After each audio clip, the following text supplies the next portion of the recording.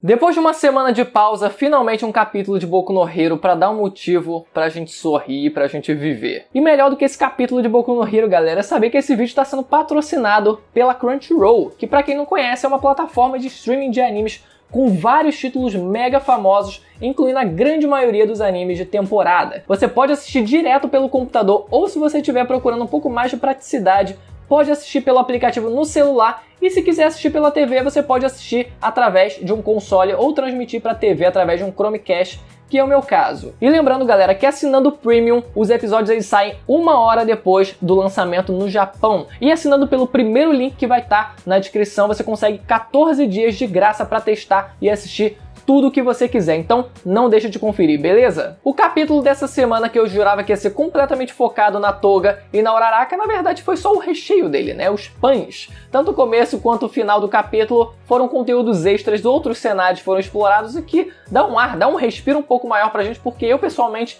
eu não sei se ia aguentar um capítulo inteiro só focado na Toga, mesmo que ela tivesse completamente sem roupa, eu não sei se eu ia aguentar não. Mas enfim, galera, vamos lá do comecinho. O que a gente tem no comecinho do capítulo é o Ida e a Nejire, eles aparecendo e indo até os heróis. Muito maneiro que a Nejire ela apareça agora nesse capítulo e nesse cenário final, nesse arco, né? No final desse arco agora, pra quem sabe ter um destaque maior, né? O pessoal, obviamente, todo personagem que aparece que eu até vou me colocar no meio disso, né? Já começa a cogitar a morte dos personagens, mas faz um tempo até, né, que eu não cogito a morte de um personagem. O último seria o Bakugou, mas com certeza ele não ia morrer, mas eu cogitei vários antes do Bakugou. Mas ela eu particularmente não vejo motivo para morrer, mas se ela já tiver um destaque, mínimo que seja, já vai ser muito bom, porque os outros dois do trio máximo de estudantes da UA que tiveram os destaques deles, ela foi a única que não teve, né? Infelizmente, mas pode ser que nesse arco ela ainda tenha algum momento de brilho. Não sei se vai ter encaixe para ela ter um foco tão grande assim, um desenvolvimento tão grande assim, mas se alguma coisa já vier dela, já vai ser lucro, né? Porque eu já não esperava praticamente nada até então.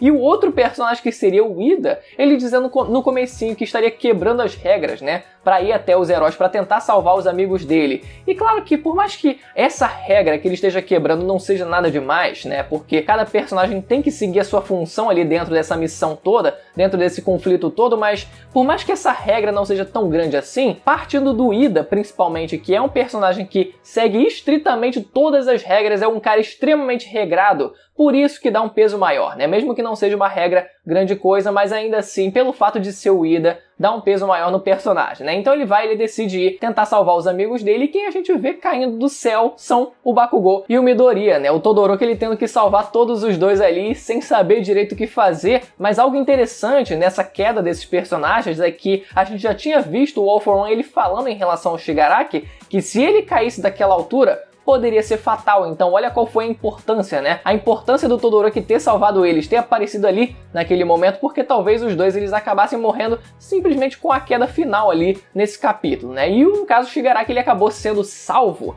acredito eu, pelo All For One, que acabou ali no meio momentaneamente dominando o corpo dele e ativando aqueles poderes. Eu esqueci o nome do poder, mas são aquelas velhas garras tecnológicas que parecem o Ultra T que ele usou para perfurar o Bakugou, e ele tá usando agora também para evitar a queda, né, do corpo do Shigaraki, porque também para ele poderia ser fatal. E até gerou uma certa dúvida ali, né, se o All For One ele chegou a dominar completamente o corpo do Shigaraki nesse capítulo, e eu particularmente acho que não, principalmente pela última fala, eu acho que ele teve nesse capítulo, que é ele dizendo insetos aparecendo sem fim, o que é muito mais a cara do Shigaraki falar um negócio desse do que o All For One. Então eu acredito que o Shigaraki ele ainda tá conseguindo manter o controle, no fim das contas ele ainda não foi dominado completamente. E outro detalhe nessa cena também é o Shigaraki numa pose que lembra muito a do Frieza, né? Não completamente idêntica, mas talvez tenha sido ali uma leve referenciazinha ali, bem sutil mesmo, para representar o que seria o próximo Imperador do Mal, né? Fazendo paralelo aqui com Dragon Ball. E depois a gente volta para a luta da Uraraka contra a Toga. E a primeira observação que eu queria fazer aqui é sobre o motivo que fez a Toga fazer esse questionamento, né? Querer ir atrás da Uraraka e ter esse interesse por ela nesse contexto todo, né? Algo que eu já vinha me perguntando aqui há várias semanas, mas que eu li um comentário que fez muito sentido e eu queria compartilhar com vocês aqui, né? O motivo que fez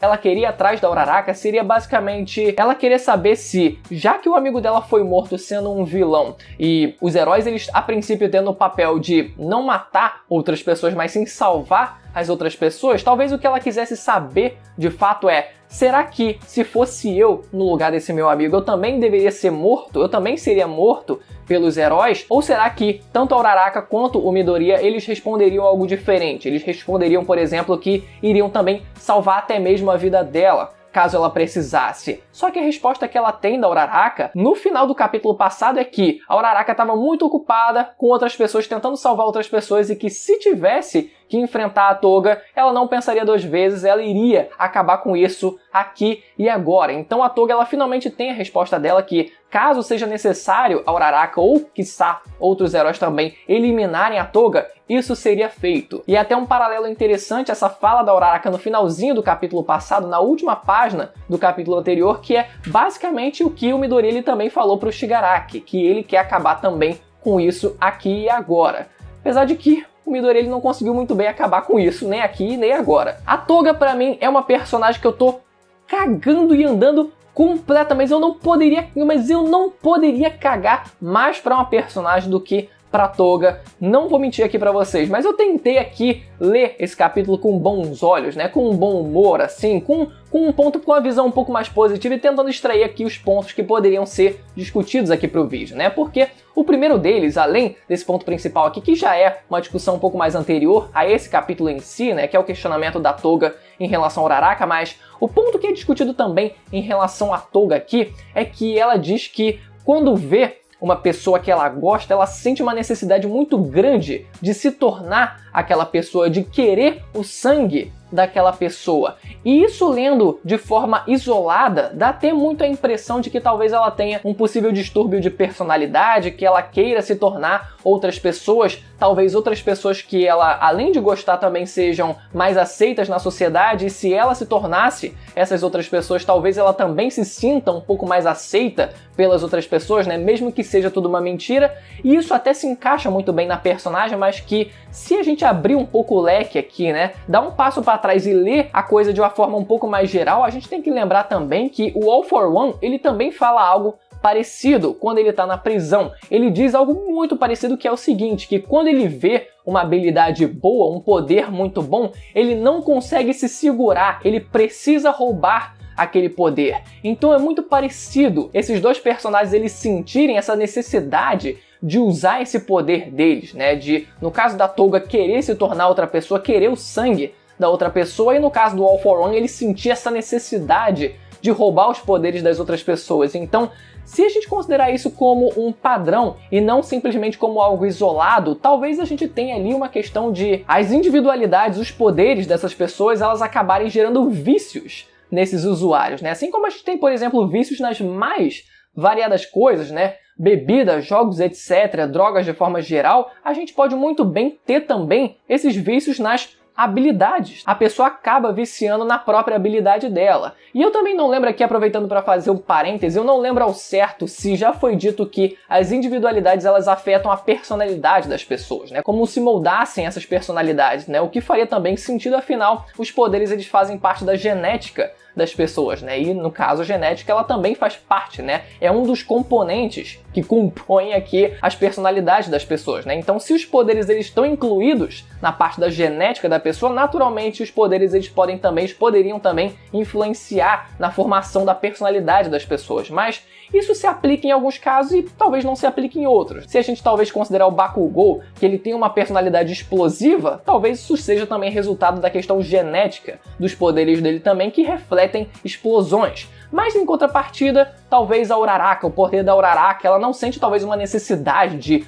levitar as coisas, ela não sente essa necessidade de usar os poderes, esse vício nos poderes. Então dá pra gente articular em alguns personagens e em outros não. Então eu vou considerar a primeira hipótese aqui, que não seria o caso de os poderes eles influenciarem o comportamento, a personalidade das pessoas, mas sim que alguns desses personagens eles acabam ficando suscetíveis a vícios. Assim como qualquer vício no mundo, esses personagens eles seriam viciados nos próprios poderes. E outras coisas interessantes ainda nesse confronto, né? A Toga dizendo que já usou o poder da Uraraka para matar uma pessoa. E olha o choque que isso causa na Uraraka, né? Algo que ela nunca pensaria em fazer, que é matar outra pessoa assim, principalmente uma pessoa inocente, até segunda ordem, né? Ela nunca pensaria em fazer isso, então a Uraraka fica completamente despirocada depois de ouvir aquilo, né? Acha aquilo um absurdo. E o segundo detalhe também é a Uraraka usando os poderes dela através de um extensor, né? Através de cabos que facilitam agora, né? Diminuem muito a limitação natural que ela tem de precisar tocar nas coisas para fazer com que essas coisas elas levitem. Então, através desses cabos, ela diminui muito essa limitação, fazendo com que ela consiga pegar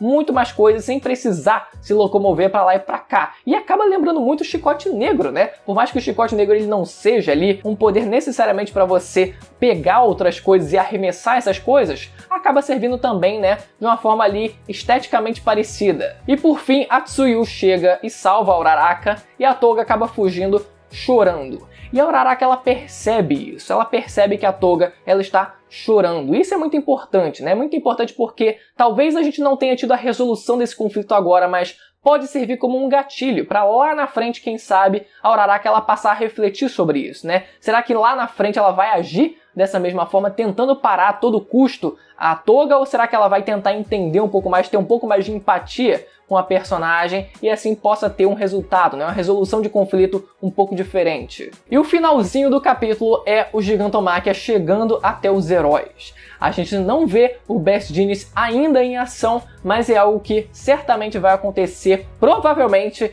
já no próximo capítulo, porque é o que está faltando acontecer. A gente já teve a aparição dele, né? A muito provável aparição dele no capítulo anterior. Teve esse capítulo aqui só para fazer aquele suspense, mas o capítulo que vem eu acho que já não vai ter mais para onde fugir, ele vai ter que aparecer. Afinal, o Gigantomachia ele já chegou até os heróis. E a gente tem alguns personagens muito interessantes aqui nesse cenário, né? Principalmente aqui a família Todoroki, galera. A família Todoroki precisa ser explorada agora. O Endeavor, só o Kako, olha a expressão do Endeavor nessa página final.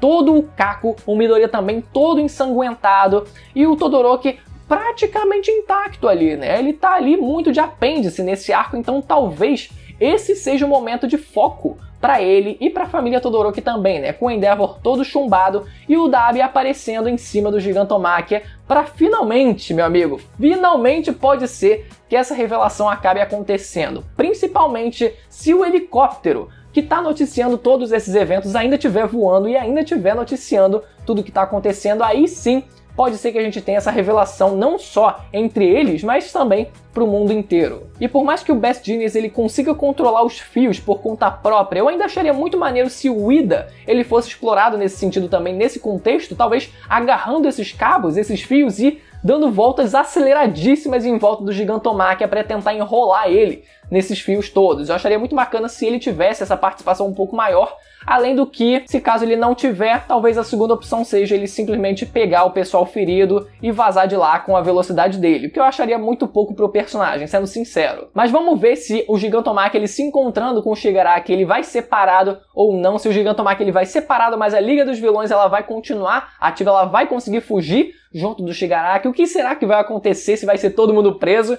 A gente não sabe mais. Como diz o final do capítulo, a gente tá no clímax desse arco finalmente. O cenário final está montado e vamos ver se alguém vai morrer. Galera, lembrando quem não é inscrito para se inscrever no canal e ativar o sininho para receber as notificações dos próximos vídeos de Boku no Hero que forem sair aqui no canal. Tem sempre vídeo de Boku no Hero, então não deixa de estar inscrito para assim a gente alcançar logo a próxima meta de 400 mil inscritos. Beleza, galera? Até semana que vem. Tchau!